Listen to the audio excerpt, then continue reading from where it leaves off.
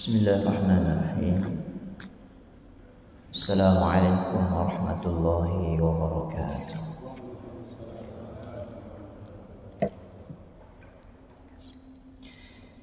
Alhamdulillahil malikil hakim, al-jawadil karim, al-azizir rahim, alladhi fatara as-samawati biqudratihi ودبر الأمر في الدارين بحكمته وما خلق الجن والإنس إلا لعبادته والصلاة والسلام على سيدنا ونبينا وحبيبنا وشفيعنا محمد سيد المرسلين وعلى آله الأبرار الطيبين الطاهرين وصحبه أجمعين وسلم وعظم إلى يوم الدين وبعد. Halaman 52 Arabnya ya, teks Arabnya. Ini ada kesalahan jilid.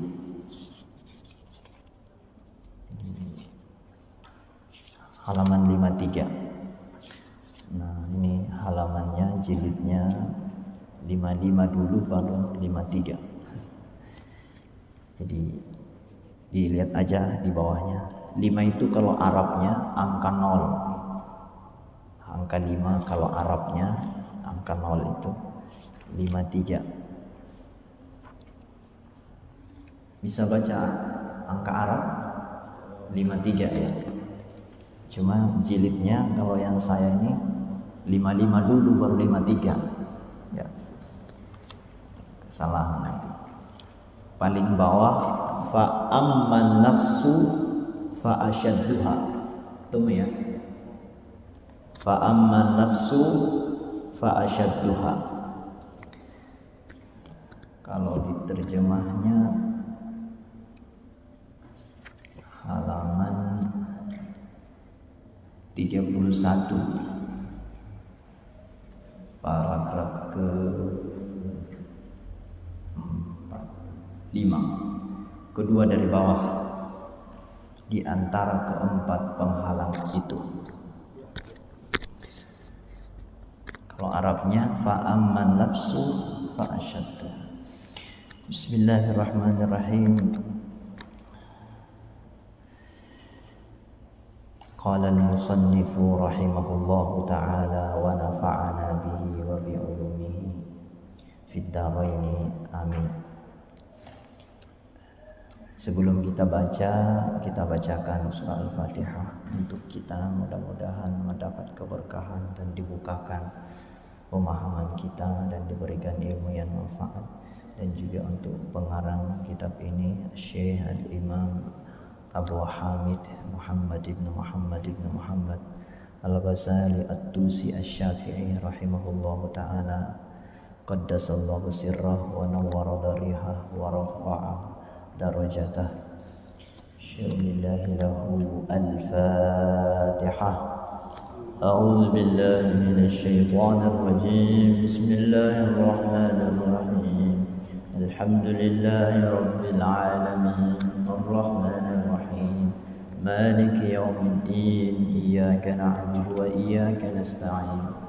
Ihdinas siratal mustaqim. Siratal ladzina an'amta 'alaihim ghairil maghdubi 'alaihim waladdallin.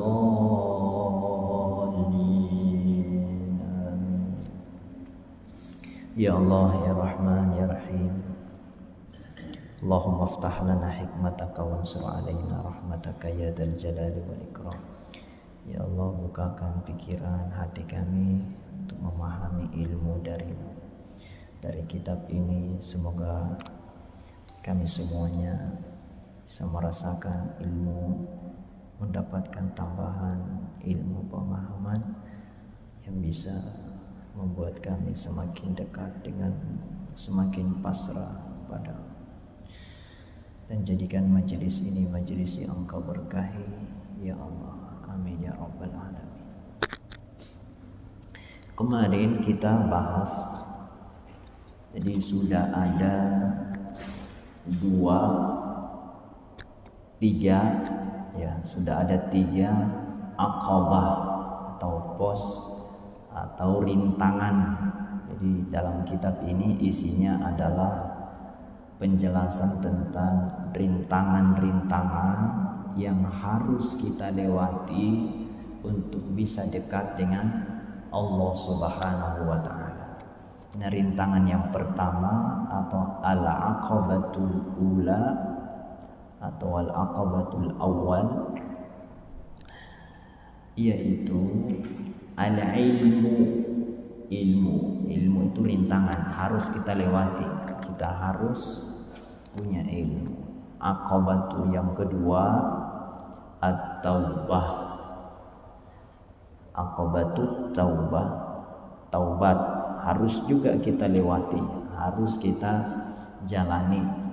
Nah, yang ketiga kemarin kita bahas adalah al-awaiq. Al-aqabatul awaiq, aqabah yang menghalangi, yang menarik. Jadi aqabah penghalang yang menahan kita, yang merintangi kita, yang menghadang kita, membuat kita tidak bisa bergerak, tidak bisa maju, yaitu ada 4 al-awaiq itu. Yang pertama adalah apa yang kemarin? Ad-dunya. Yang pertama adalah kesenangan kepada dunia. Yang kedua al-khalq, manusia. Kita sering riya kepada manusia. Kita sering enggak jadi ibadah gara-gara sibuk mengurus manusia.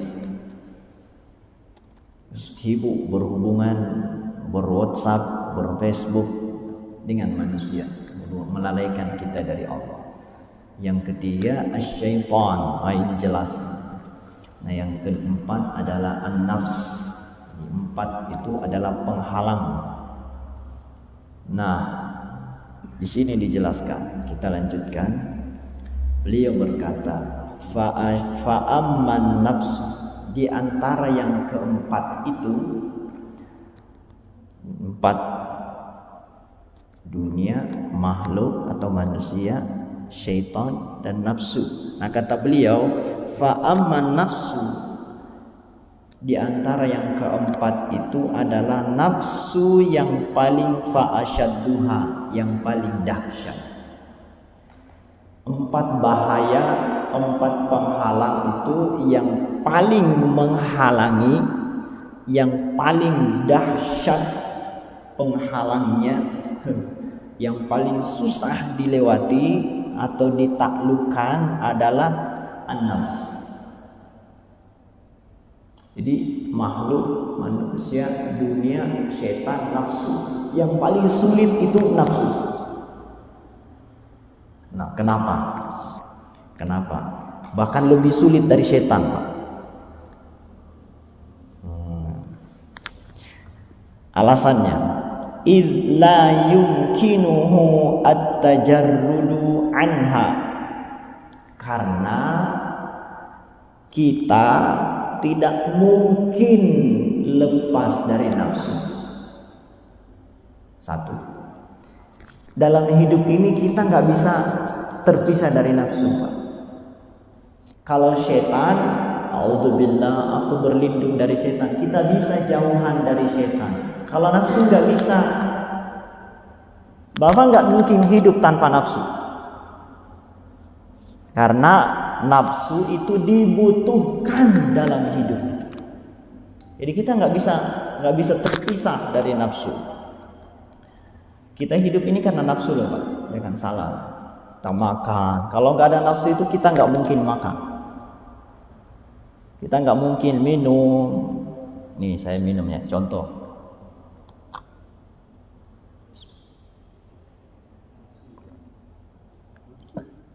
Nah, ini nafsu. Contoh aja, kebetulan juga haus. Jadi kita bangun rumah, kita menikah, kita perbaiki rumah yang rusak, beli beras, belanja, semua itu nafsu. Dan itu nggak mungkin kita lepas, karena kalau nggak bernafsu ya mati. Dengan nafsu kita hidup. Cuman nafsu ini nanti dijelaskan, kita akan kendalikan mana tugasnya nafsu, mana nafsu yang boleh diikuti, mana nafsu yang nggak boleh diikuti. Oke. Wala an yakharaha bimarratin wa yaqma'aha. Dan kita apa di sini? Tidak mungkin ya.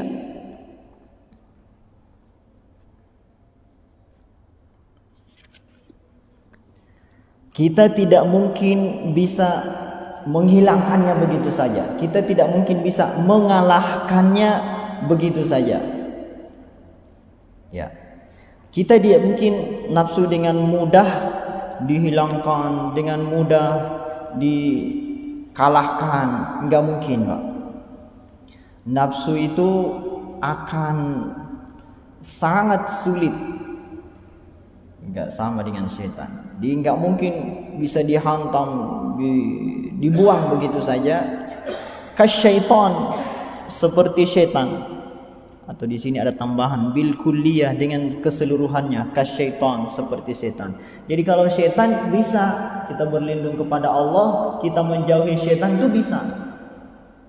Jadi kita berbuat maksiat, kita tinggalkan, kita jauh dari setan itu bisa. Kalau nafsu enggak mungkin kita bisa jauh dari nafsu. Idh hiya al-matiyatu wal alatu.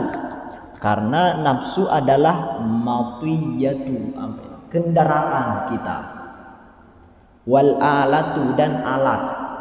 Alat yang membuat kita bisa hidup, kendaraan yang membuat kita bisa hidup. Wala, nah ini bahayanya. Wala matma'a aidan fi muwafaqatiha ala ma yaksuduhu al-'abdu minal ibadati wal ikbali 'alaiha. Jadi nafsu adalah menyatu dengan kita, bahkan kendaraan kita, alat kita dalam menjalani hidup ini. Tapi nafsu ini enggak setuju dengan keinginan kita untuk beribadah. Jadi la matma'a aidan fi muwafaqatiha ala ma yaksuduhu al-'abdu minal ibadati wal ikbali 'alaiha. Nafsu itu walaupun menyatu dengan kita, tapi nafsu itu enggak setuju, Pak. Enggak muwafaqah itu enggak setuju dengan kita kalau kita mau ibadah. Nafsu itu enggak mau ditemanin berkoalisi untuk kebaikan. Nafsu itu selalu menghalang, selalu enggan kalau kita mau ibadah. Jadi mau bangun sholat subuh, itu nafsu itu menarik, Pak. Nafsu itu enggak mau. Nafsu itu pengennya yang enak-enak.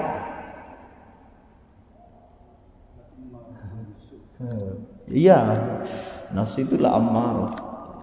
Nafsu nanti bertingkat-tingkat.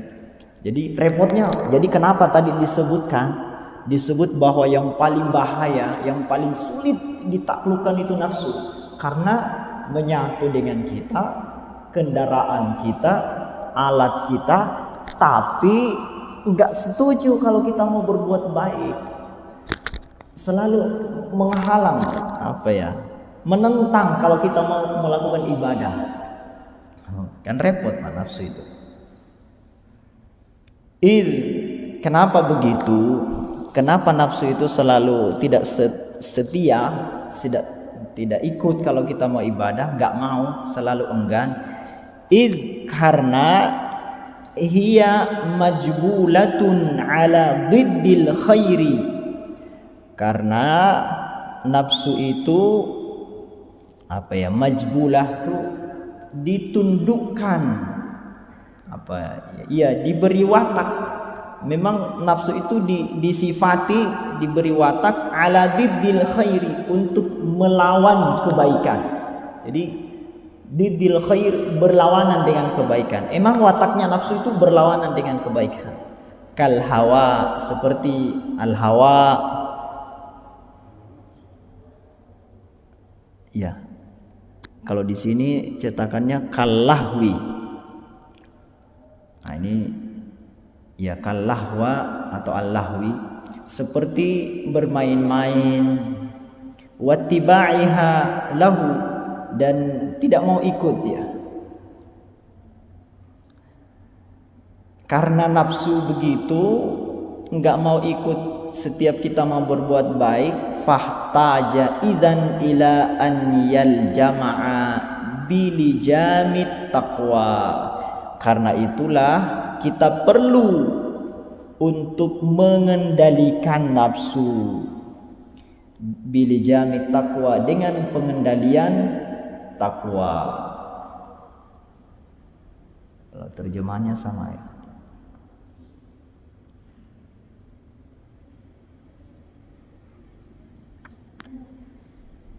Ya, ini udah pindah halaman kalau terjemah udah sampai 32. Jadi saya bacakan dulu yang terjemah halaman 31 paling bawah. Semua itu terjadi bagi setiap hamba.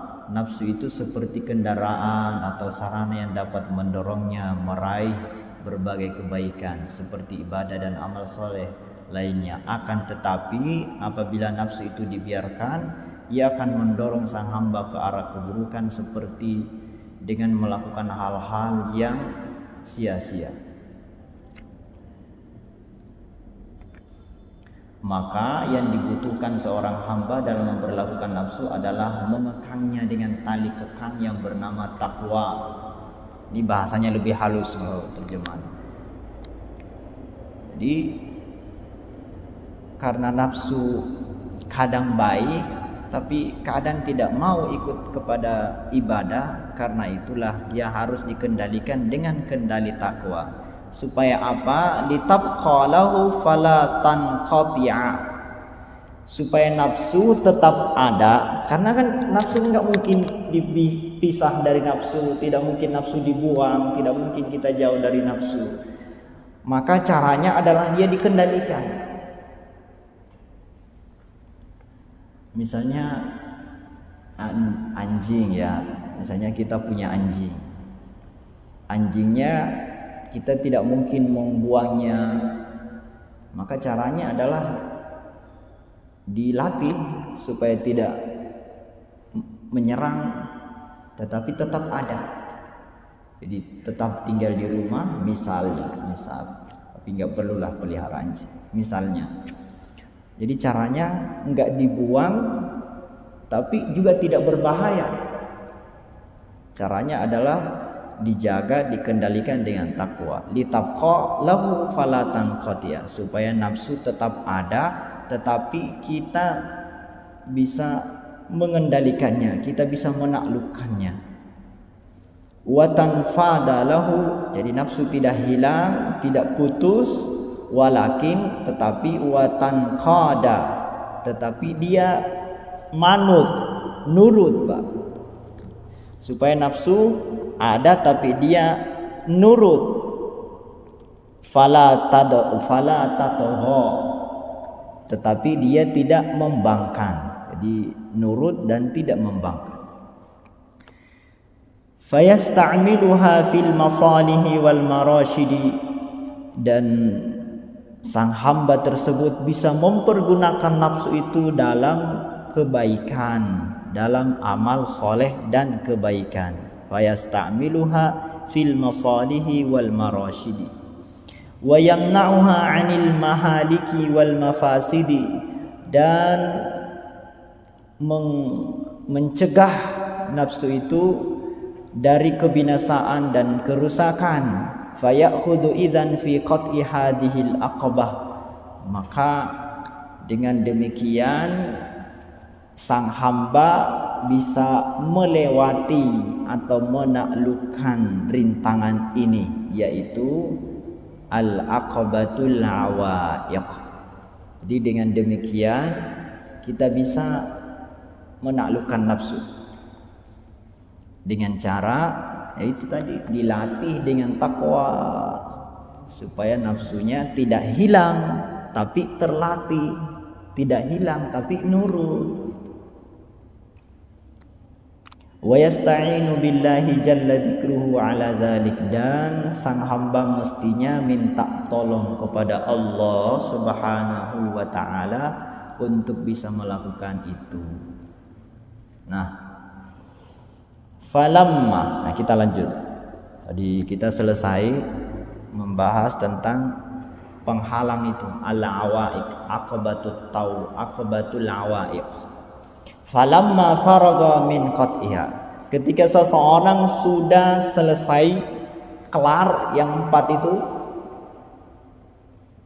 dunia, makhluk, syaitan, nafsu, kelar ya, penghalang yang ketiga itu,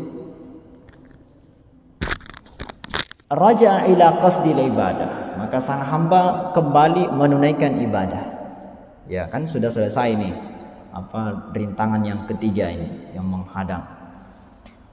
Fa idza awaridu ta'tariduhu, oh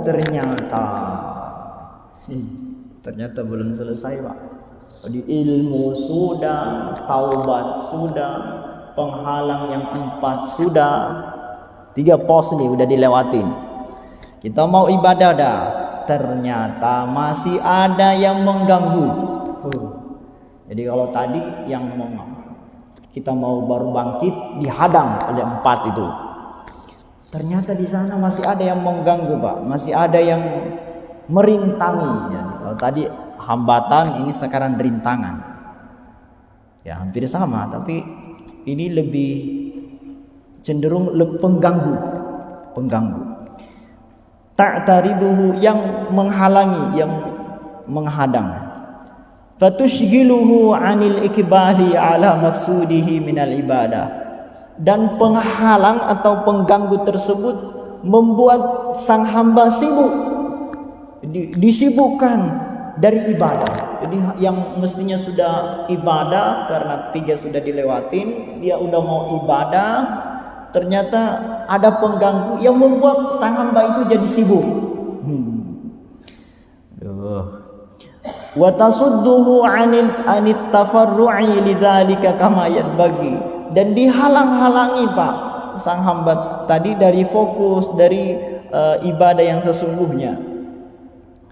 Fata'ammala, maka sang hamba tersebut memperhatikan apa yang mengganggu ini ya. Oh, ada lagi ini 4, yang 4 tadi apa, al-awa itu sudah dilewati, kok ada lagi, apa lagi ini? Kirain udah selesai, ternyata ada lagi. Fa idza hiya arba'atu, ternyata juga ada 4. Ada lagi. Ada 4 lagi apa? Perintang. Nah, kalau tadi hambatan, sekarang rintangan ya. Pengganggu lah. Al-awwalu. Yang pertama, ini lanjut ya, halaman 45 ya 54. Al-awwal, yang pertama pengganggu itu. Jadi ingat loh Pak, jadi ketika kita mau ibadah, mau sholat misalnya, apapun ibadah, apa, mau baca Quran, mau zikir, tadi kan menghadang, menghalangi, menarik setan, makhluk, nafsu, dunia. Setelah itu dilewatin, ada lagi yang akan mengganggu sholat kita, mengganggu ibadah. Apa itu? Al-awwal, 4 ya, ada 4 juga. Yang pertama adalah ar-rizq, rezeki. Kan biasa Allahu Akbar, gajiannya kapan ya, nanti anak saya sekolahnya, bayar sekolahnya gimana, nanti besok makan apa, padahal lagi sholat. Hati-hati Pak, rezeki itu bahkan jangan salah ya, rezeki itu kadang membuat orang bertengkar sesama saudara, sesama teman, gak akur gara-gara rezeki. Tutalibuhun nafsu bihi, Jadi rezeki yang nafsu itu mendorong, ayo rezeki ini jangan lalai rezeki. Nafsu itu selalu membisiki rezeki. Jadi kita jadi khawatir. Wa taqulu, dan nafsu berkata, nah ini nasihat nafsu nih, bisikan nafsu. Apa kata rezeki?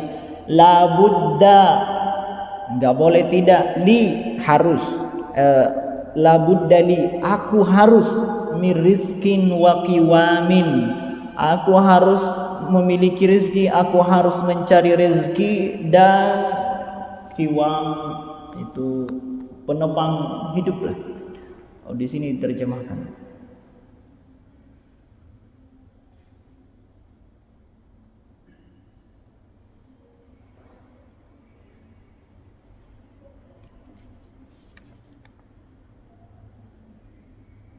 Setelah seorang hamba berhasil melalui tahapan yang satu ini, namun ternyata dia masih harus menemui rintangan-rintangan yang lain yang menyebutkan dirinya dari usaha mencapai tujuannya, yaitu ibadah, dan memalingkannya dari kasih beribadah. Maka sang hamba pun melakukan perenungan terhadapnya. Ternyata ada 4. Yang pertama, rezeki. Hawa nafsu selalu menuntut keterjaminan rezeki dengan membisikkan dalam diri sang hamba, aku harus memiliki rezeki untuk menopang kehidupan. Ya, menopang juga. Qiwam itu ya menopang. Jadi hati-hati loh Pak. Rezeki itu satu sisi kita harus mencari rezeki, tapi kalau nggak hati-hati itu bisa menjadi penghalang. Berapa banyak sholat kita yang tidak khusyuk gara-gara rezeki. Berapa banyak tangan ini sering mengambil yang haram, melakukan dosa gara-gara rezeki. Berapa sering kita mengeluarkan kata-kata yang tidak seharusnya gara-gara rezeki. Berapa kali kita hati ini iri, dengki gara-gara rezeki. Jadi rezeki itu bisa menjerumuskan kita ke neraka sebenarnya. Jadi kata nafsu, tidak boleh tidak, aku harus punya rezeki, kita harus nyari rezeki, kita harus sibuk dengan rezeki dan penopang hidup. Wa qad tajarradtu 'anid dunya, aduh aku tersiksa karena aku berpaling dari dunia. Wa tafarradtu aidan 'anil khalqi, aku harus menjauhi manusia. Famin aina yakunu qiwami wa rizqi. Jadi tadi kan kemarin kan dijelaskan supaya kita selamat kita harus lepas diri dari kesenangan dunia, kita harus menyendiri dari manusia, artinya tidak sibuk, tidak disibukkan dengan manusia. Nah kata nafsu, nah kalau kita memutuskan diri dari dunia, menyendiri dari manusia, gimana dengan rezeki? Kalau kita tidak sibuk dengan dunia, kita makan apa nanti? Itu jawaban apa? Bisikan nafsu gitu. Min aina yakunu qiwami wa rizqi? Rezekiku dari mana? Nah, pertanyaannya adalah, apakah orang yang dekat dengan Allah atau untuk dekat dengan Allah, apakah kita harus tidak mencari rezeki? Nah itu kesalahan dalam memahami ya. Gini, rezeki itu sudah pasti ada. Saya ulangi, rezeki itu sudah pasti ada. Makanya Allah bilang, wa ma min dabbatin fil ardi illa 'alallahi rizquha. Surah Hud ayat 6. Kata Allah, tidak ada yang melata di dunia ini, semua makhluk yang ada di dunia ini yang hidup, kecuali 'alallahi rizquha. Allah menjamin rezekinya. Nyamuk tuh Pak, nyamuk atau apa itu? Ya nyamuk yang terbang. Itu makanannya apa coba? Nyamuk itu. Hah? darah, kadang darah manusia, kadang darah cicak, darah apapun. Coba nyamuk itu, makanannya darah.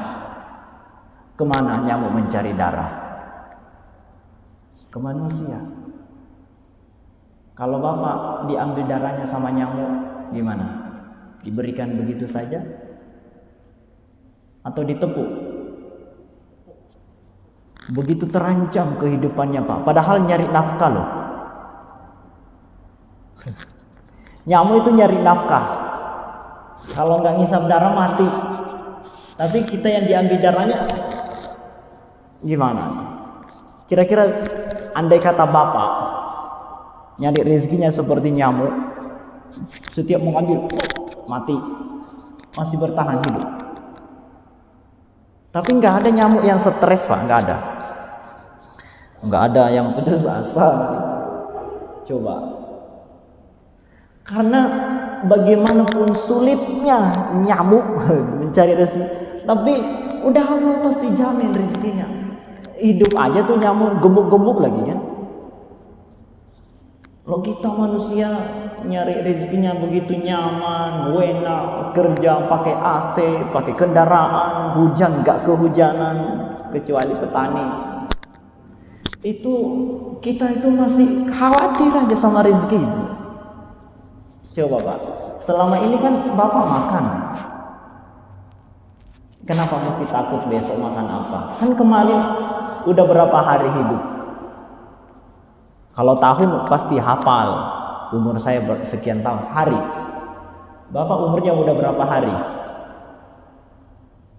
Harus dihitung itu Pak. Saya sendiri lupa. Harus dihitung berapa hari. Jangan tahunnya doang. Wah, udah 30 tahun, 40 tahun, 50 tahun. Harinya.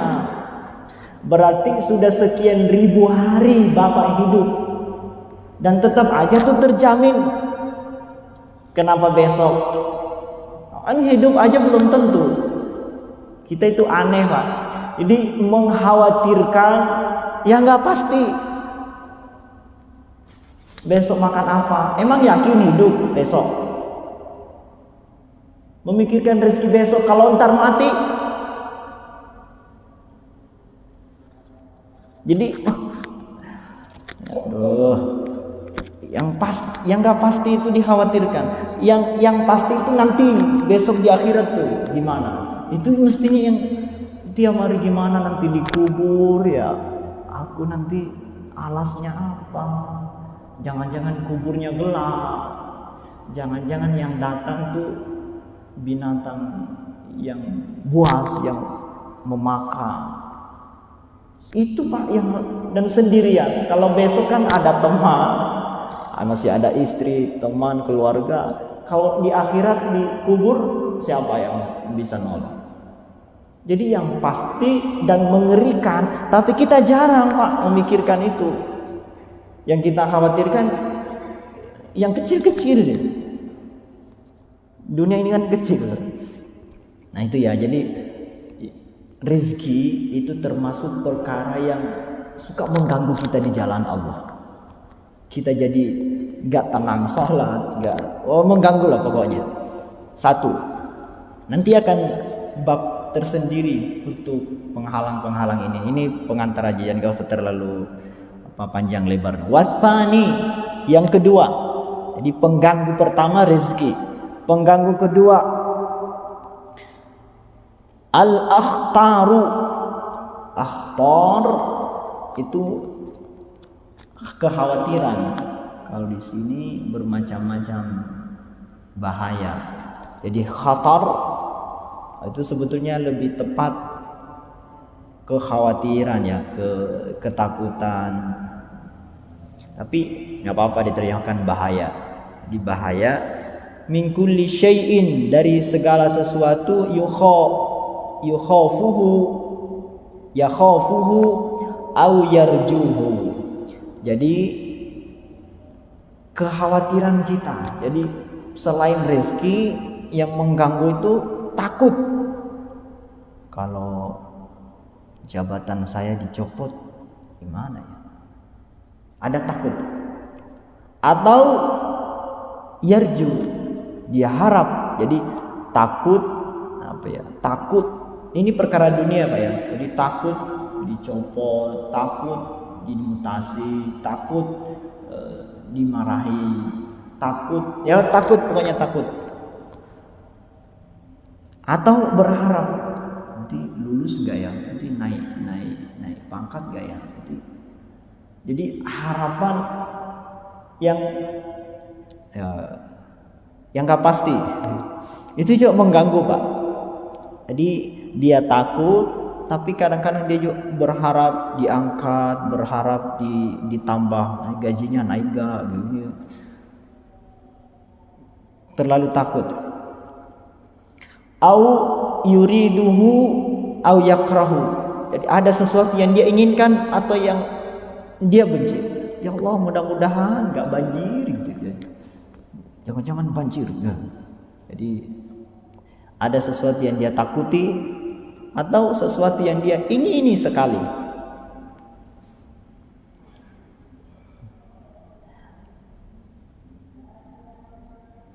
Wala yadri, ini yang bikin repot. Wala yadri salahahu fi dzalika aw fasadahu. Padahal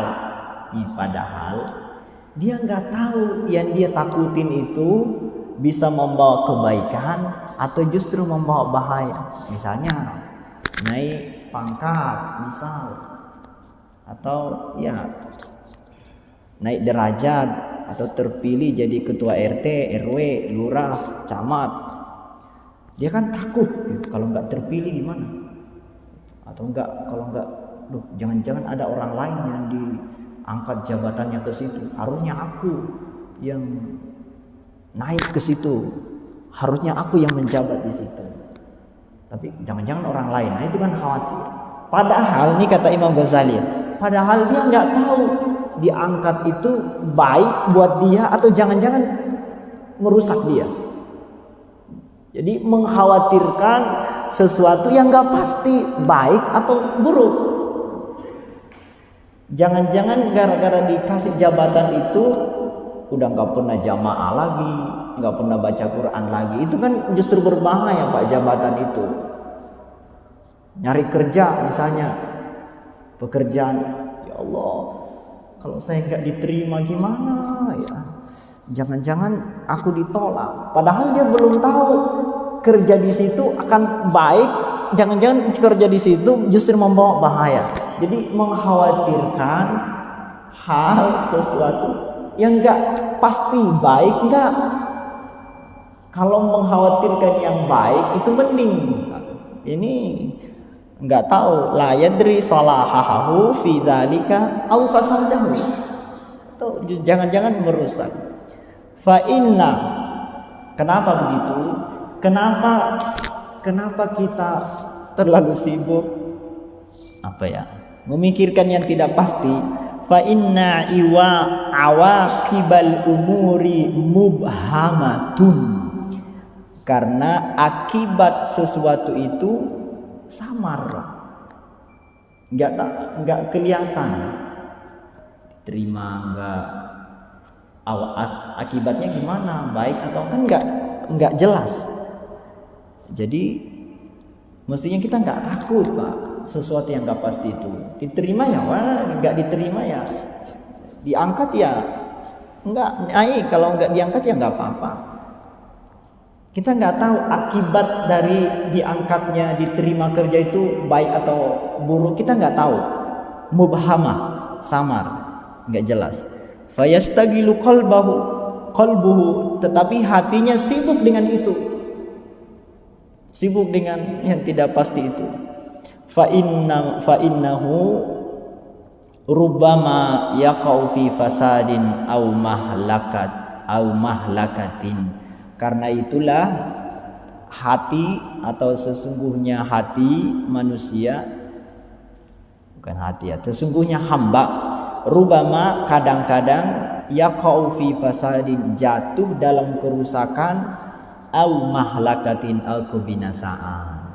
Jadi karena hati manusia atau manusia sering sibuk dengan sesuatu yang tidak pasti baiknya atau buruknya. Karena tidak pasti itu terkadang manusia itu sibuk pada sesuatu yang justru merusak. Itu. Karena kan nggak pasti.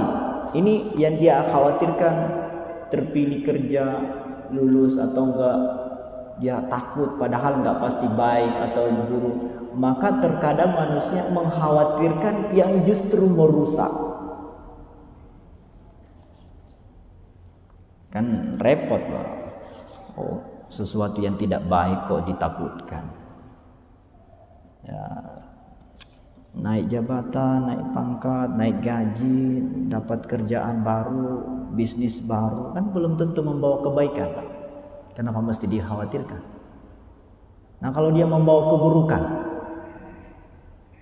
kan repot. Yang kedua, al-akhtar, bahaya atau kekhawatiran. Itu mengganggu ibadah. Yang ketiga, wasalisu. Nah, ini yang sesuai dengan kondisi sekarang. Asyadaidu wal masaibu tunsabbu alaihi min kulli janibi. Yang ketiga yang mengganggu adalah asyadaid, kesulitan, kayak pandemi sekarang nih, kesulitan di mana-mana. Wal masaib, musibah-musibah, bencana, tunsabbu alaihi min kulli jab, yang menghantam dari segala sisi. Sini terjemahan apa? Macam-macam kesusahan dan musibah. Gimana ini ya? Pandemi seperti ini. Aduh, kehidupan susah, nyari makan susah. Ya Allah. Padahal dia masih bisa minum, masih bisa makan di warteg, masih bisa belanja nasi padang, masih bisa makan bubur. Tapi di bayangannya itu, lu sulit, masa pandemi ini sulit. Sulit di mana? Kok masih bisa bangun, Bapak masih bisa mandi, masih air bersih masih ada rumah, masih bisa tidur. Itu kan rezeki semua. Kenapa yang terasa itu sulitnya, Pak? Oke, masa pandemi ini agak berbeda dengan masa normal sebelumnya, banyak kesulitan, tapi kan nikmat yang banyak nggak terhitung, Pak. Sekarang Bapak masih bisa kerja, ya walaupun gaji misalnya dikurangi, tapi kan masih bisa hidup. Bukankah hidup itu rezeki, karunia? Coba kalau nggak bisa makan. Jadi jangan gini ya, kemarin saya jelaskan di khutbah di sini ya. Jadi jangan musibah atau bencana, ujian, cobaan itu membuat kita lupa terhadap nikmat yang banyak itu. Betul, sekarang banyak kesulitan, tapi kan kemudahan juga banyak. Mata bisa berkedip, itu karunia, Pak. Coba kalau matanya udah nggak bisa berkedip. Ini paru-paru, Pak. Kita bisa napas, hirup masuk, menghembuskan. Ini karunia yang gede banget ini. Bayangin kalau paru-parunya udah tidak normal. Jantung, ginjal, Pak. Masih bisa buang air kecil. Oh itu, wah. Bapak coba bayangin, nggak pandemi, nggak ada corona, tapi nggak bisa kencing. Mau? Banyak, Pak, nikmat itu. Nggak ada pandemi, nggak ada corona, tapi anak sakit, di rumah sakit nggak sembuh-sembuh. Mau? Jadi kita jangan tidak adil menilai Allah. Nilai Allah itu cobaannya terus yang dilihat, nikmatnya Allah yang banyak. Makanya kata Allah, wa in ta'uddu ni'matallahi la tuhsuha, enggak terhitung nikmat Allah itu. Nah ya, jadi makanya di sini nih, aduh, banyak manusia yang lalai di sini. kesulitan dan musibah itu menghalangi, membuat sibuk, menyibukkan diri. Jadi nggak fokus ibadah lagi. Banjir misalnya, gara-gara kebanjiran, wah ngeluh terus. Padahal banjirnya itu baru semalam, nggak kebanjirannya bertahun-tahun. Ya Allah, kenapa begini? Jadi malaikat tuh malah kesel. Kamu kebanjiran baru semalam, nggak kebanjirannya berapa malam, nggak pernah bersyukur. Giliran dikasih banjir baru ngeluh. Saya enggak itu sama yang kena banjir ya, tetap kita berduka cita. Tapi ke Allahnya kok jangan menuduh Allah yang enggak. Jangan-jangan banjir itu karena kita selama ini enggak banjir, enggak pernah ingat Allah, enggak kebanjiran, jadi enggak pernah bangun malam. Giliran banjir bangun jam 1. Jangan-jangan itu air itu teguran. Kalau enggak banjir enggak pernah bangun tengah malam.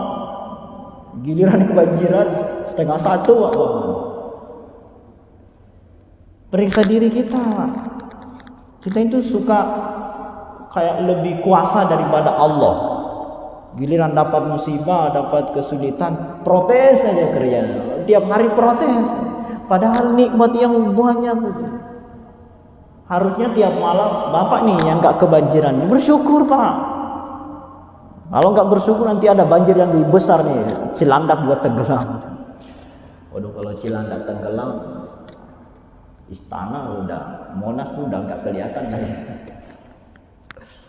Juga lah Pak ya. Jadi hati-hati ya, musibah itu suka melalaikan kita dari Allah, dan kita suka buruk sangka sama Allah.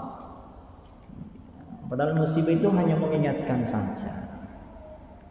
Coba ya, banjir itu airnya kan mestinya di sungai ya, air itu jalannya di sungai, di kali, tapi kok masuk di pemukiman. Jangan-jangan kenapa air itu enggak di jalurnya? Jangan-jangan itu karena manusia perbuatannya sudah enggak di atas jalur. Jangan-jangan kita ini manusia perbuatannya nggak sesuai jalur lagi, makanya air ikut-ikut. Hati-hati. Atau dosa kita udah nggak muat catatan, jadi meluber dosa kita ini, udah banjir dosa. Jangan-jangan banjir air akibat dari banjir dosa. Kita itu sukanya protes saja. Padahal yang salah siapa? Allah yang disalahkan. Hati-hati. Wasyada'id wal masaib, yang datang silih berganti. La siyama, apalagi ya. La siyama itu artinya apalagi. Wa qad intasaba li mukhalafatil khalqi, apalagi nafsu itu disuruh untuk melawan banyak orang atau menyendiri dari orang. Tidak nafsu kan, kita kan menyuruh nafsu supaya tidak sibuk dengan makhluk. Nah itu lebih berat lagi cobaannya. Di cobaan karena kita tidak boleh terlalu sibuk dengan orang. Nafsu kan pengennya bergaul terus, ngobrol terus, WA terus, Facebookan terus. Pokoknya nafsu itu pengennya bergaul terus. Nah itu kan ditahan. Nah nafsu tersiksa di situ. Wa muharabati syaitan, dan kita juga dituntut untuk berperang dengan syaitan. Sementara nafsu suka bersahabat dengan syaitan. Itu kan lebih tersiksa lagi. Apalagi yang menyiksa. Jadi yang menyiksa nafsu tidak terlalu sibuk dengan orang, berperang dengan syaitan, itu semua syada'id, berat bagi nafsu. Wa mudaddatin nafs, jadi membuat kita berat melawan nafsu. Diri kita melawan nafsu itu kan berat, Pak. Fakam min ghussatin yatajarra'aha, betapa banyak kesulitan, musibah yang kita lewati. Wa kam min syiddatin tastaqbiluhu, berapa banyak kesulitan-kesulitan yang menghadang. Wa kam min hammin wa haznin ya'tariduhu, berapa banyak kesedihan dan kesusahan yang menghadang. Wa kam min musibatin tatalaqahu, berapa banyak musibah yang datang silih berganti yang kita temui. Jadi semua ini, kesulitan-kesulitan ini akan mengganggu kita dari jalan Allah Subhanahu wa taala kalau tidak hati-hati. Jadi udah 3 nih yang mengganggu: rezeki, kekhawatiran atau ketakutan pada hal-hal yang enggak pasti baik atau enggak. Yang ketiga adalah musibah dan kesulitan-kesulitan. Warabi'u, yang keempat, yang menakut-nakuti, yang mengganggu. Jadi pengganggu yang kita bahas sekarang, pengganggu. Warabi'u, yang keempat, anwa'ul qada'i minallahi subhanahu wa ta'ala bil hulwi wal murri. Nah ini nih, qada, ketetapan Allah. Oh ini juga mengganggu, Pak. Kenapa ini terjadi? Gitu. Ya Allah, saya kan harusnya gini, kok ini yang terjadi? Itu qada, takdir lah. Banyak tuh Pak yang mengeluh itu gara-gara ketentuan takdir. Sini diterjemahkan berbagai macam ketetapan Allah, nomor 4 halaman 33. Kenapa mengganggu Pak takdir itu? Karena bil hulwi wal murri, karena takdir itu, ketentuan itu ada yang manis, ada yang pahit. Tadi hulwi itu manis, mur pahit. Makanya ada ungkapan kulil haqqa walau kana murra. Mur pahit, katakan yang benar walaupun pahit. Kalau hul, hanya dalam di Arab itu ada istilah halawah. Halawah itu gula-gula. Kalau di sini permen. Permen itu bahasa Arabnya halawah, manisan terjemahannya. Jadi hul. Jadi ketentuan Allah ada yang hul, ada yang halawah, ada yang manis, ada yang mur, ada yang pahit. Nah, itu mengganggu tuh. Betapa sering kita, kenapa begini ya? Kenapa begini? Nah, itu yang kenapa. Nah, itu tuh orang yang terganggu dengan ketetapan Allah. Taridu alaihi halan fahalan, dia datang silih berganti satu kondisi ke kondisi yang lain. Kan ketetapan Allah sini ini banyaklah ketetapan Allah datang silih berganti. Wan nafsu, sementara nafsu, jadi ketetapan Allah banyak kan, ketentuan ini.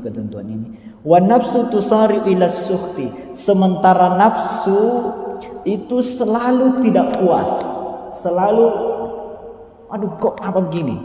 Nafsu itu selalu murka, selalu kecewa. Sukht itu lebih tepat diterjemahkan kecewa, enggak puas.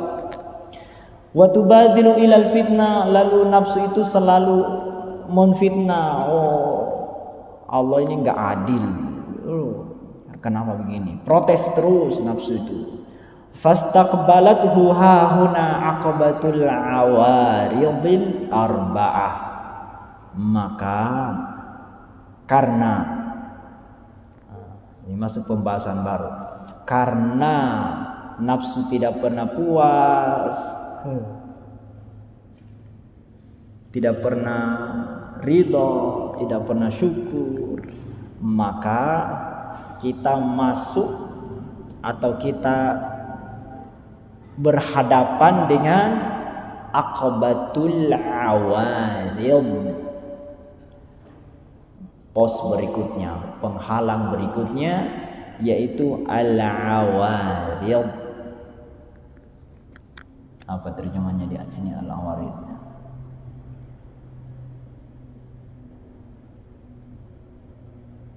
Rintangan.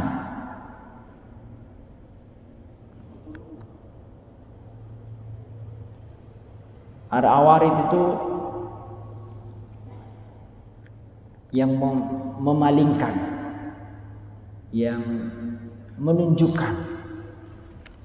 Jadi karena kita sering tidak terima, nafsu kita sering tidak terima ketetapan Allah, ya, sering protes, maka kita butuh penuntun awarid. Nah, awarid itu yang menunjukkan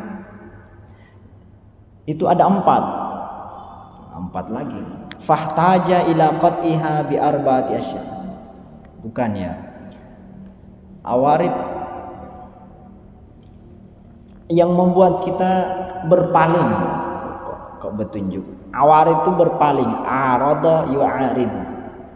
Jadi karena kita sering tidak puas, nafsu itu sering protes, nafsu itu kok gini ya, kok saya ditakdirkan hidupnya begini, coba kalau saya jadi gubernur, ya jadi camat, gitu, atau jadi orang kaya, takdir saya kok gini ya, Allah ini gimana ya. Nah, kalau sudah begitu kita itu makin jauh, berarti kita berpaling ke Allah. Jadi gara-gara qada kita suka berpaling, tidak ridho pada Allah, maka kita butuh ila qat'iha untuk apa ya, melewati penghalang yang apa tadi, al-awarid itu yang membuat kita jauh, berpaling, keberpalingan. Apa artinya? Awarid keberpalingan, ya, gara-gara qada kita berpaling. Nah, untuk menyelesaikan supaya kita tidak berpaling, kita melakukan 4 hal. Jadi supaya kita tidak berpaling, kita butuh 4 hal. Yang pertama, at-tawakkuli bi arba'ati asya'a, at-tawakkuli 'ala Allah Subhanahu wa ta'ala fi mawadi'ir rizqi. Jadi tadi kan ada 4 yang apa itu? Ada 4 yang membuat kita sibuk, yang mengganggu. Pertama rezeki, kekhawatiran, yang ketiga musibah, yang keempat takdir. Ya, 4 tadi. Nah, untuk menyelesaikan 4 hal ini, 4 penghalang, 4 pengganggu, ya, lebih tepatnya pengganggu, maka kita lawan dengan 4 lagi. Jadi musuhnya 4, maka jurusnya juga 4, sama dengan yang kemarin, yang apa, dunia, makhluk, setan, nafsu, itu kan 4 yang menghalangi kita. Jurusnya juga 4, melepaskan diri dari dunia, menyendiri, tidak sibuk dengan, tidak disibukkan oleh manusia, melawan setan, lalu menaklukkan nafsu. Nah, ini juga sama, karena 4 yang menghadang tadi, maka cara melewatinya juga 4. Yang pertama tentang rizki, at-tawakkuli 'ala Allah Subhanahu wa ta'ala fi mawadi'ir rizki. Tawakal. Jadi rezeki itu harus tawakal. Ingat ya, tawakal itu bukan diam. Jadi orang yang nggak mau kerja itu bukan orang tawakal. Nggak ada hubungannya itu. Kita kesalahpahaman kita di sini. Kalau tawakal itu nggak kerja. Dari mana tawakal kok nggak kerja? Tawakal itu pekerjaan hati. Jadi bisa saja orang sibuk kerja di sini, tapi hatinya tawakal.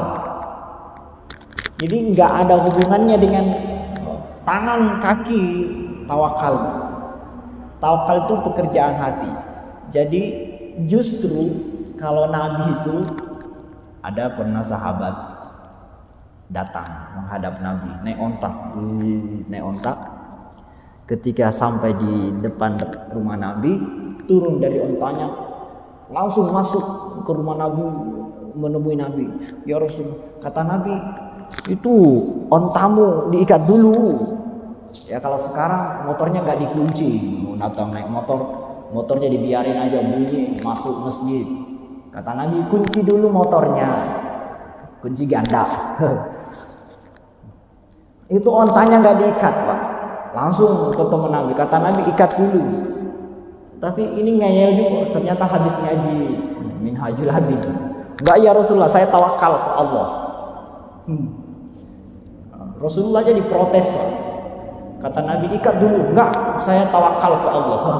Kata Nabi, ikat dulu baru tawakal. Cara Nabi itu.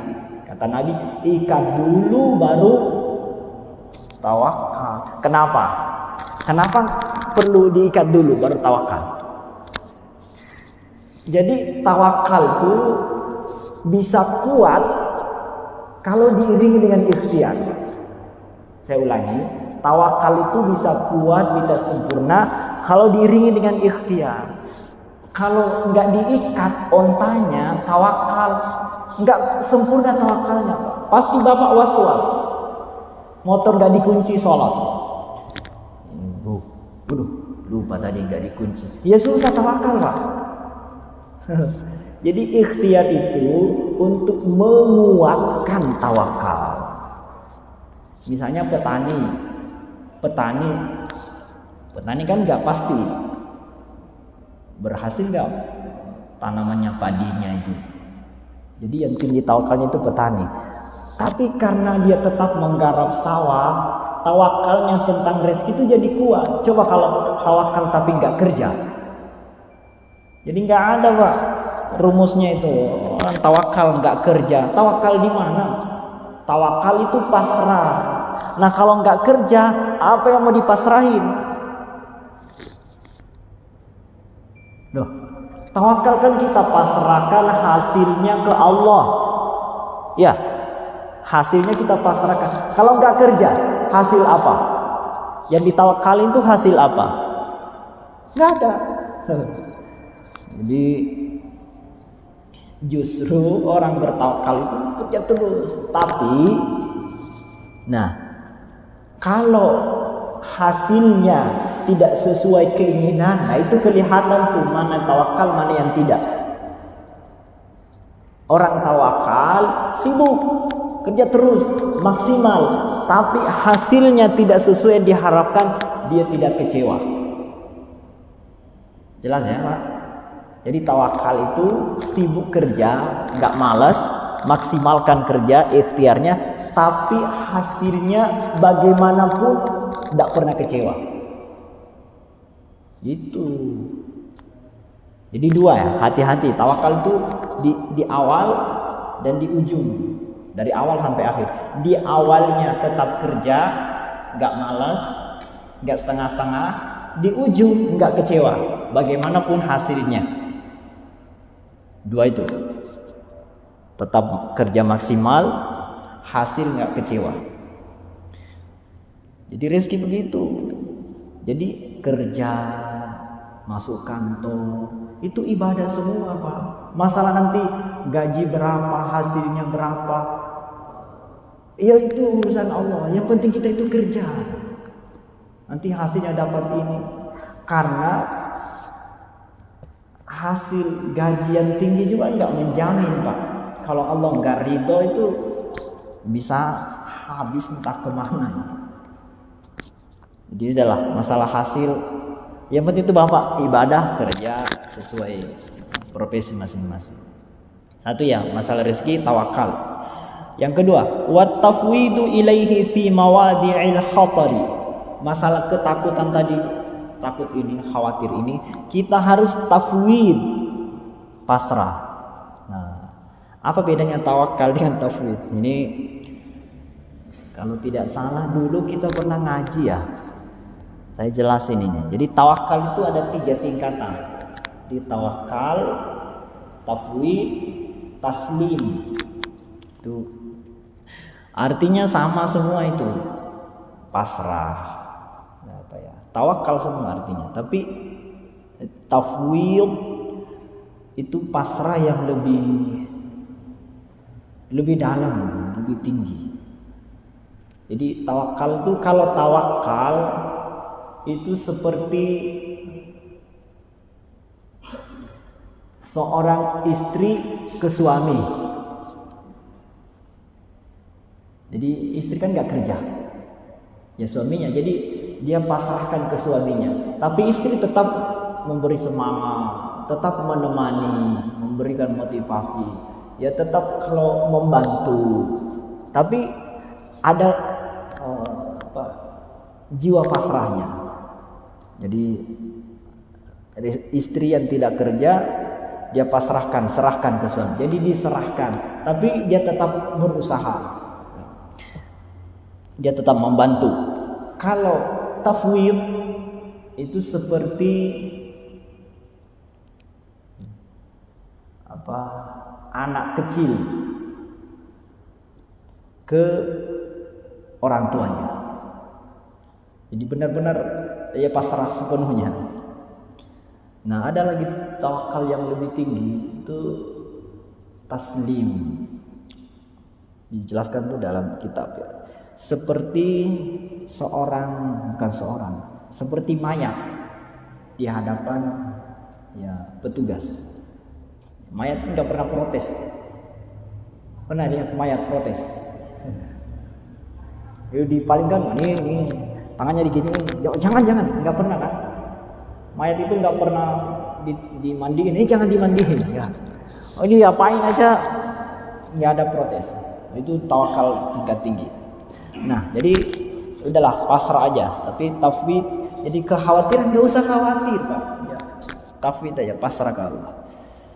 Di kekhawatiran nanti kalau nggak diterima pekerjaan ini gimana, nanti kalau anak saya nggak lulus gimana, nggak usah.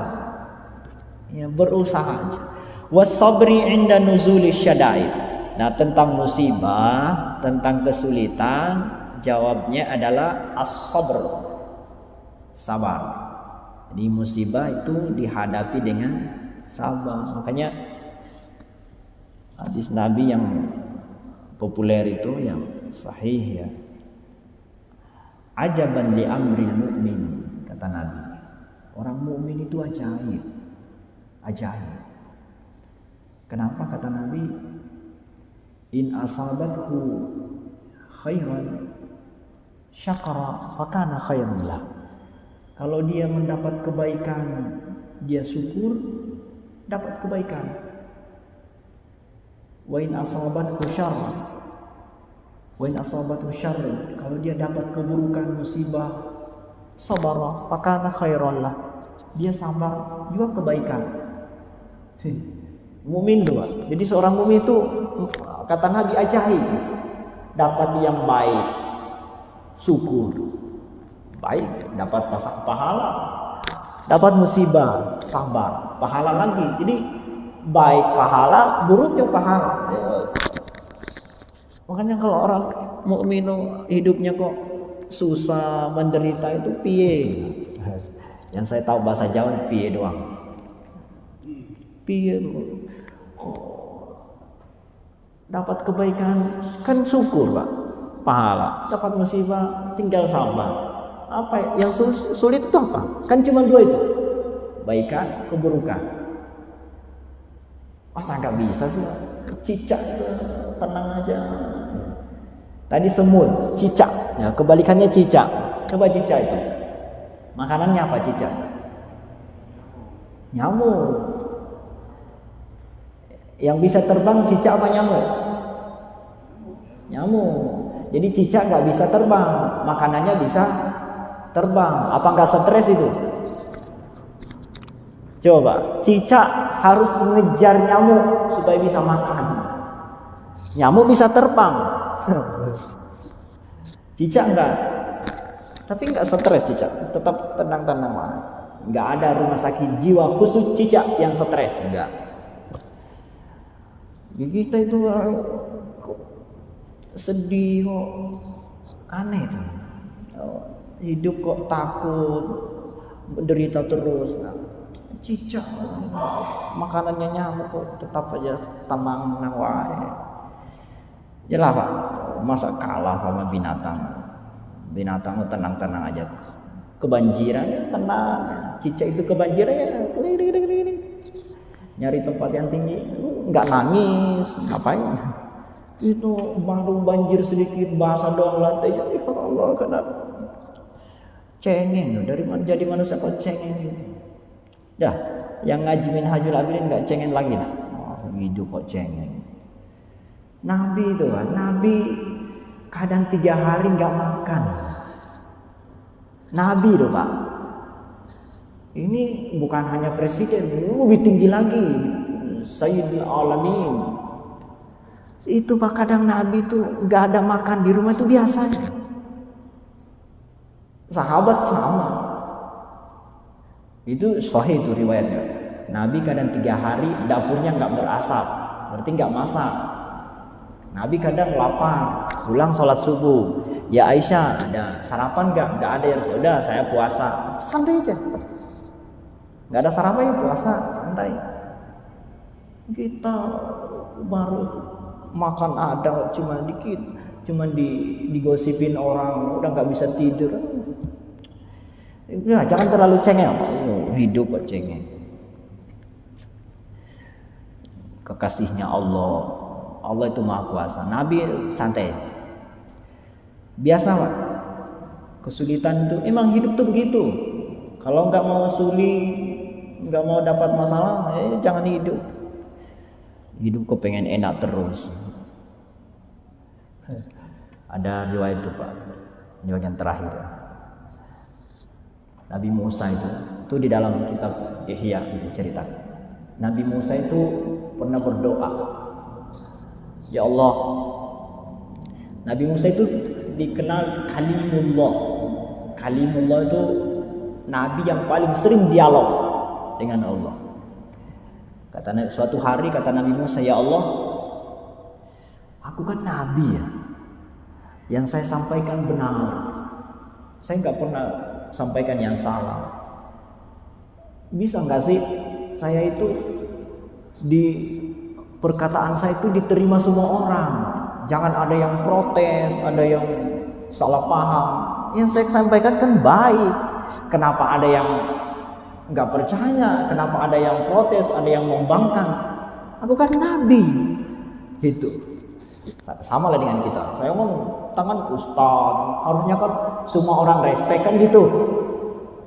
Nah, kata Nabi Musa gitu, ya Allah, aku ini kan Nabi, yang kusampaikan kok benar, wahyu, kok ada yang nggak terima? Piye ya Allah, piye aja ya tahu. Terus jawaban Allah gini Pak, jawaban Allah, ya Musa, aku ini Tuhan. Aku ini Tuhan. Aku aja itu banyak yang gak setuju dengan aku. Aku aja Tuhan tuh sering disalahpahami. Aku kan banyak kan orang yang gak menyembah Allah. Ada yang nyembah patung lah, ada yang nyembah Fir'aun lah, ada yang nyembah berhala. Padahal aku kan Tuhan. Jadi aku aja Tuhan disalahpahami, apalagi kamu. Oh. Jadi Nabi Musa, maaf ya Allah, ampun. Gitu. Jadi kalau kita itu disalahpahami orang, dicaci orang, Allah aja Pak, Tuhan. Allah aja yang maha kuasa itu sering disalahpahami. Wah, ya Allah kenapa? Kan banyak itu. Allah ini nggak adil. Pernah nggak dengar Allah nggak adil? Ayo, pernah dengar nggak ada orang bilang Allah nggak adil? Ketika salah paham sama Allah, jadi Allah saja disalahpahami, apalagi kita. Biasa aja kalau ada orang salah paham itu biasa. Tuh. Ini udah 6:30 ya. Dah, nanti kita lanjutkan lagi. Saya lanjutkan sedikit lagi. Jadi pertama, tawakal terhadap rezeki, pasrah terhadap kekhawatiran, ketakutan, terhadap musibah sabar, waridha 'inda nuzulil qada. Yang terakhir, terhadap ketentuan Allah kita harus ridha. Apa bedanya sabar dengan ridha? Kalau sabar, kita itu awalnya nggak terima, nggak nerimo. kok saya jadi belajar bahasa Jawa ini. Ya sayang juga bertahun-tahun tinggal di Jakarta nggak bisa bahasa Jawa. Harusnya bapak-bapak sih dialognya bahasa Jawa biar saya bisa belajar. Nggak nerimo ya. Sabar itu awalnya nggak nerimo, jadi protes, tapi ditahan supaya nggak terima. Jadi awalnya berguncang, lalu ditenangkan. Nah, itu sabar. Jadi nggak terima tapi ditahan. Nah kalau ridho udah nggak ada protes. Dari awal udah tenang aja.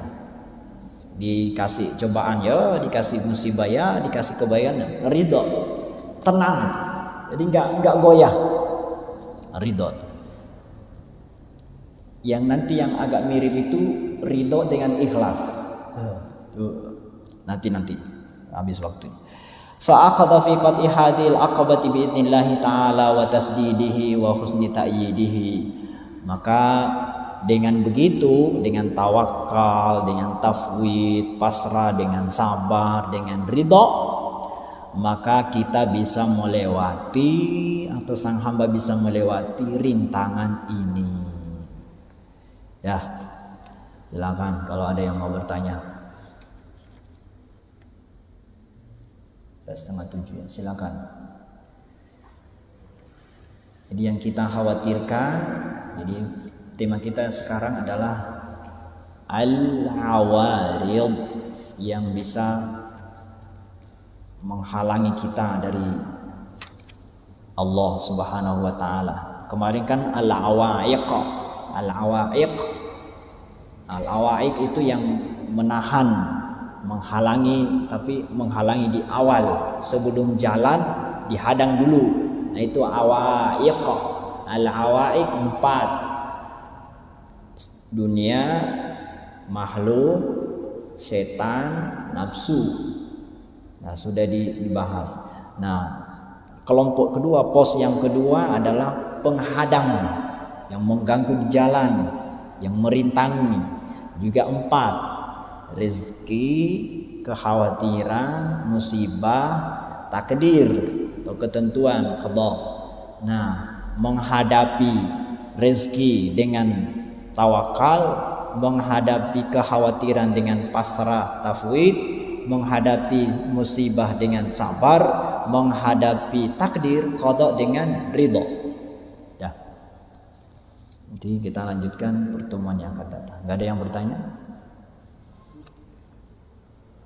Padahal ini pembahasan berat ya. Alhamdulillah. Berarti biasanya sih kalau masih di sini masih menerima terus, tapi kalau udah dijalani, kenapa begini? Ini teorinya gampang Pak, menjalaninya ini. Oke sabar. Ya kalau belum kebanjiran sih gampang aja, sabar. Tapi udah kebanjiran, ya Allah. Ya. Makanya itulah Pak, bagusnya kita itu sesekali mendapat musibah yang begitu, supaya nggak teori terus. Kalau nggak pernah dapat kesulitan, nggak pernah dapat musibah, ya nanti ngajinya ya teori aja. Jadi harus sesekali dapat lah. Jadi saya nggak doain sih, tapi kalau dapat ya terima. Nggak buruk kok. Allah yang maha baik nggak mungkin memberikan yang buruk. Ya mudah-mudahan. Tapi kita doakan mudah-mudahan yang dapat musibah diberikan kekuatan untuk bisa melewati musibahnya dan bisa membuat dia semakin dekat dengan Allah Subhanahu wa taala melalui musibahnya. Baik, kalau nggak ada kita cukupkan kajian kita pada pagi ini. Semoga ada berkahnya dan kita membuat semakin diberikan ketabahan, kesabaran, kepasrahan, jiwa tawakal dan ridho oleh Allah Subhanahu wa taala. Semoga hati kita semakin lapang menerima semua yang datang dari Allah Subhanahu wa taala. Al-Fatihah. A'udzubillahi minasyaitonir rajim. Bismillahirrahmanirrahim. Ya kalam ya mustaqim.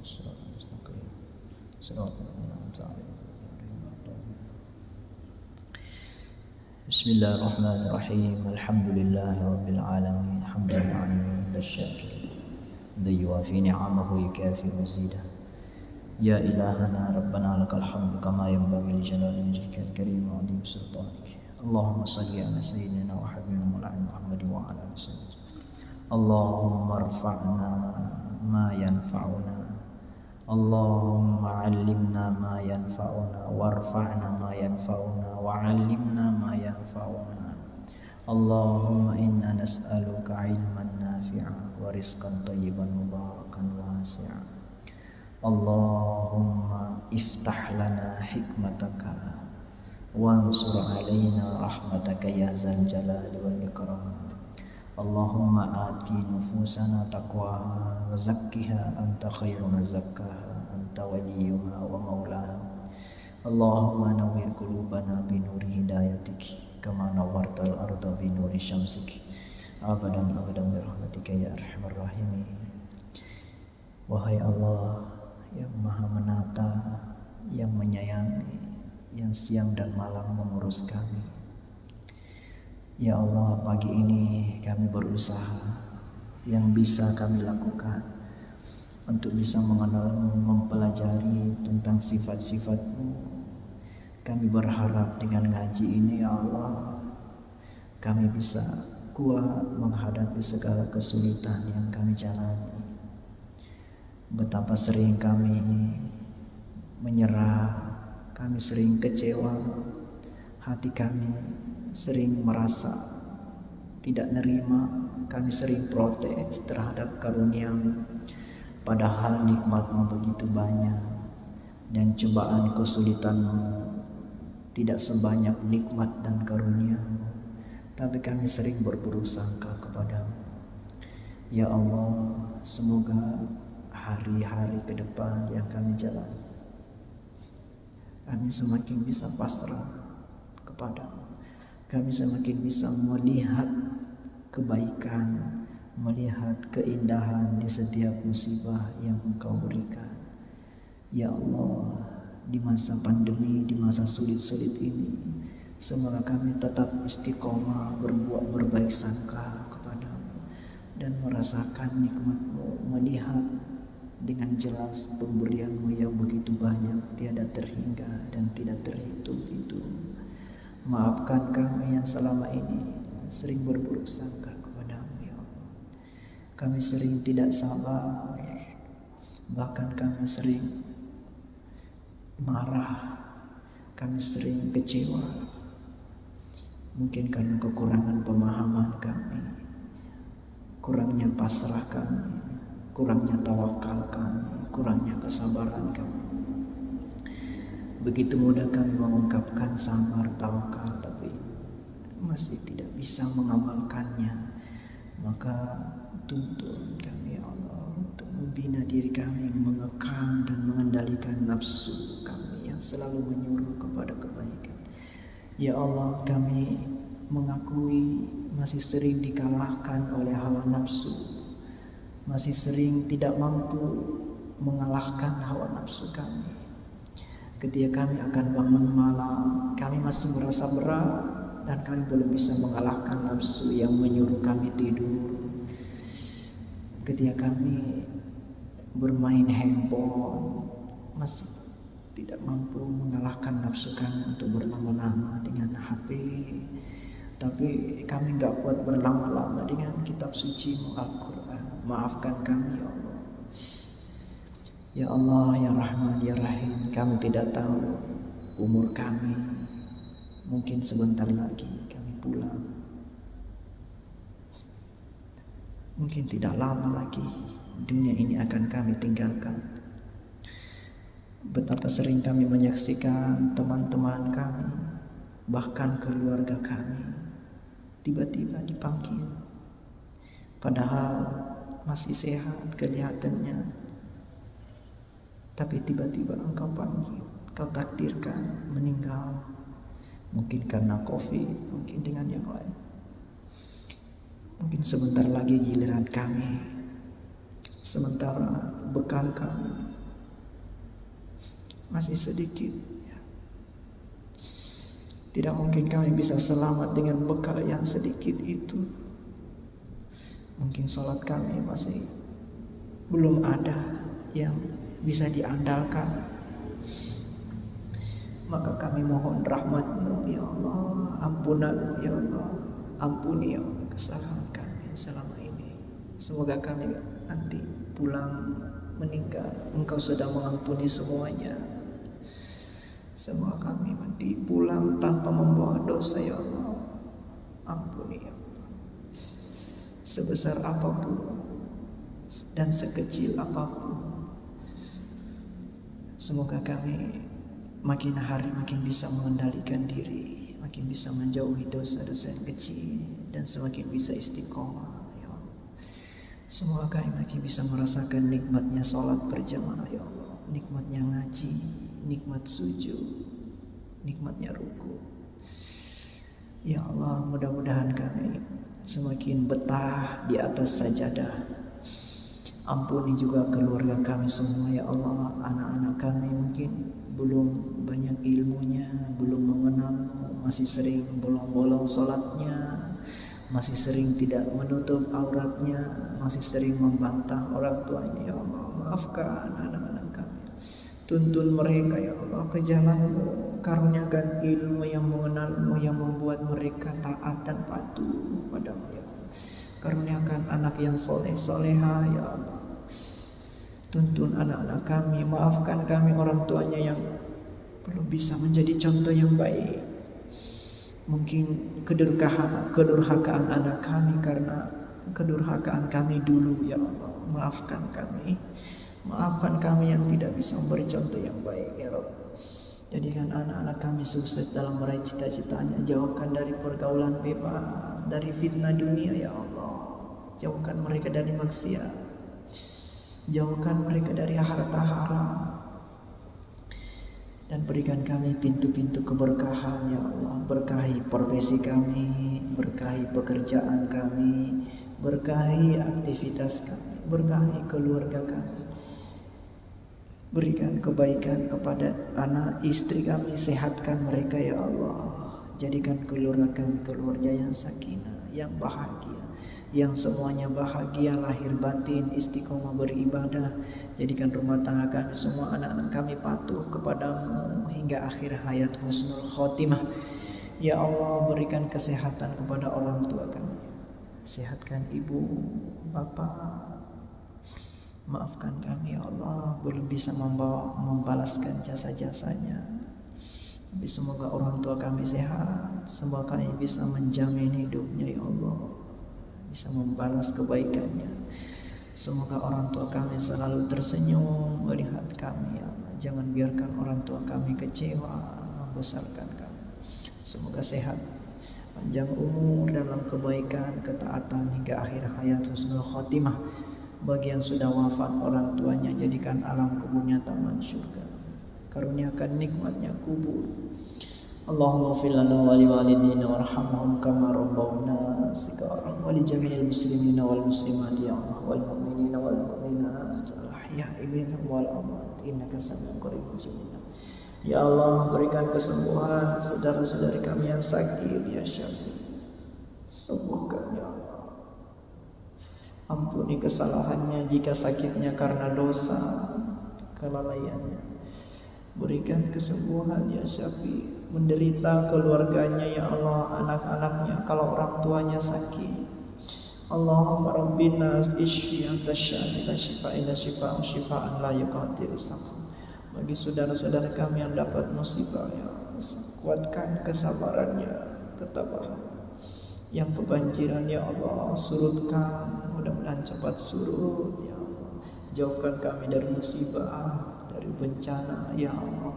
Mudah-mudahan mereka diberikan ketabahan, yang wafat mereka dapat pahala syahid, yang meninggal karena COVID mudah-mudahan mendapat pahala surga ya Allah. Jauhkan kami semuanya dari virus ini ya Rabb. Allahumma fadna min kulli bala wa waba wa amradin wa asqam. Allahumma fadna bihibdika wa inayatik. Oh ya Allah, angkatlah COVID-19 ini dari dunia ini, dari kami semuanya, seluruh dunia ya Allah. Mudah-mudahan musibah pandemi ini bisa berakhir dengan kekuasaan, dengan kasih sayang. Allahumma dafa'na al-bala wal waba. Ya Rahman ya Arhamar Rahimin. Ya Allah, berkahi kami di bulan Rajab ini ya Allah, dan pertemukan kami dengan bulan yang mulia, bulan suci Ramadan. Allahumma barik lana fi Rajab wa Sya'ban wa ballighna Ramadan. Amin ya rabbal alamin. Silakan doa masing-masing. Amin ya Allah. Amin. Amin. Ya Allah, Engkaulah tempat kami meminta. Amin.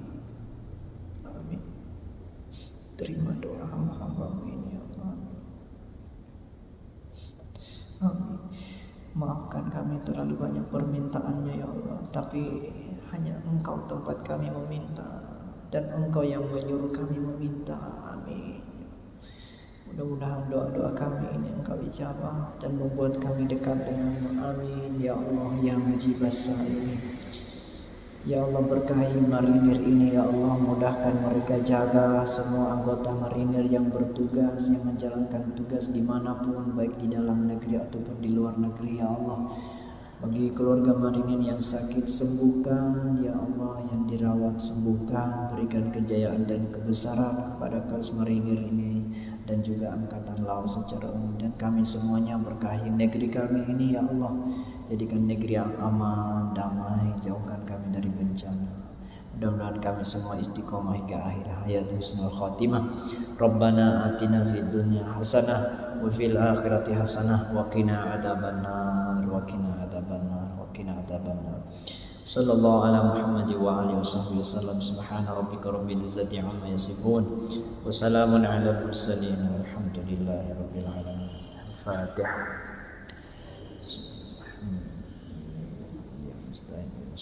Mustaqim siratal ladzina an'amta 'alaihim ghairil maghdubi 'alaihim waladdallin.